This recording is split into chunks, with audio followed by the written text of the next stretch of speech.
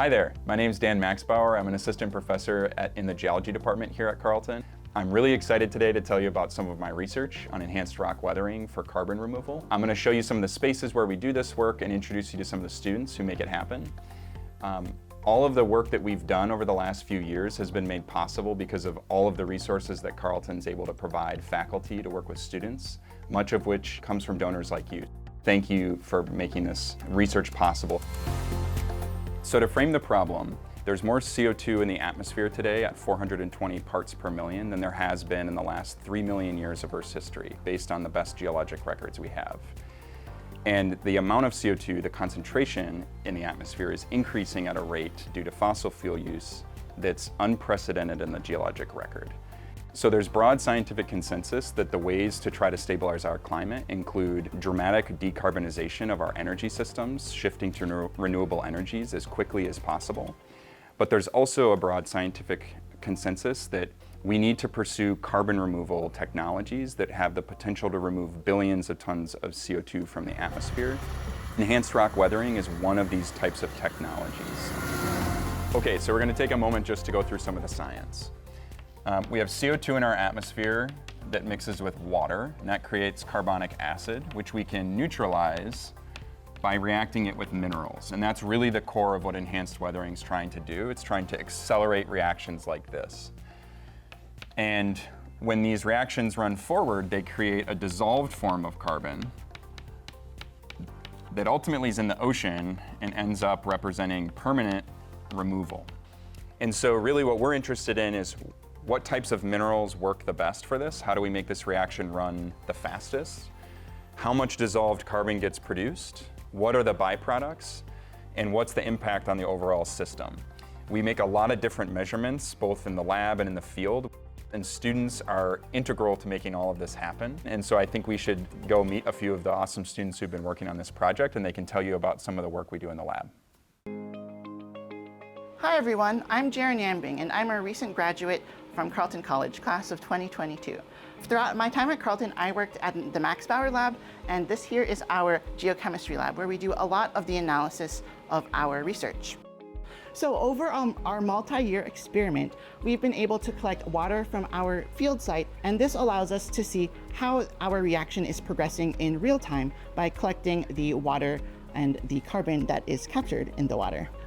It was really great to work here at the Maxbauer lab because it helped inform what I did after Carleton, which was doing a master's degree in enhanced weathering and working for a carbon capture startup.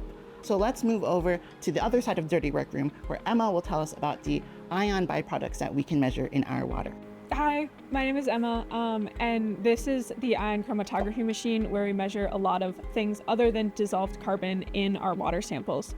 In addition to directly measuring the dissolved carbon in the water with titration, we can use this machine to measure the other ions that are in the water that help us to fully quantify how much carbon has actually been removed by our process.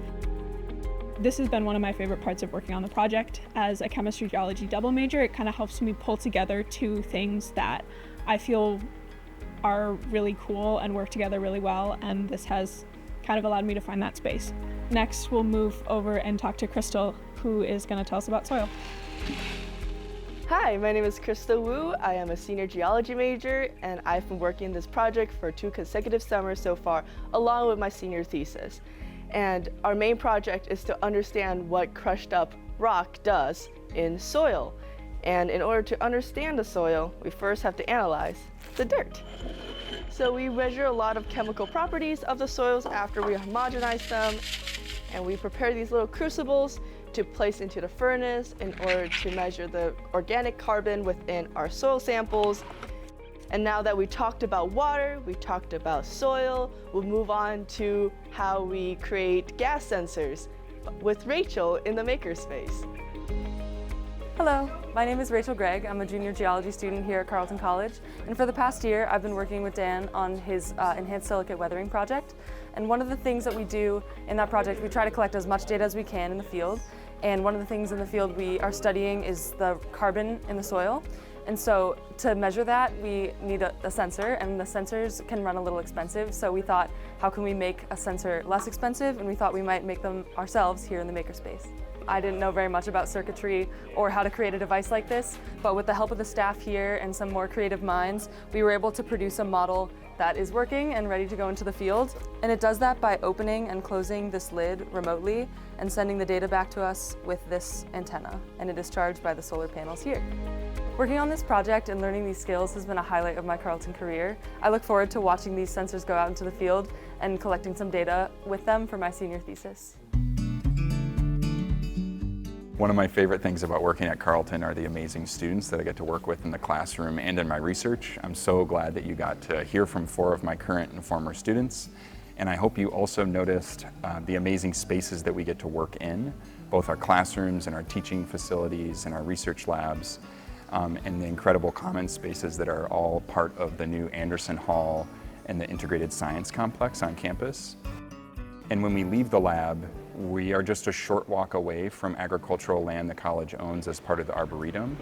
And so me and my students are able to make it out into the field to conduct that part of our work. We're out in the field, a walk away from our main science building. And I think doing science fieldwork on campus has been really, really cool. We've had the opportunity to work with a local farmer who operates this field, and that's been great as well. If you think about it, there's farms so many places here in Minnesota and across the entire Midwest. So as we continue to develop this research, it can make a really big impact on our world and how we live with climate change. All right, we're so glad we had an opportunity to tell you about the work that we've been doing on campus here. I'm glad you got a chance to meet these awesome students. I feel so lucky to work with them, and we all feel lucky for the opportunities and resources that we have here at Carleton, in large part due to donors like yourselves and all the Heywood members. So thank you so much. We are really excited by the ideas and the research we've been doing here, and we hope that they'll translate into big impact as we all try to combat climate change and deliver carbon removal.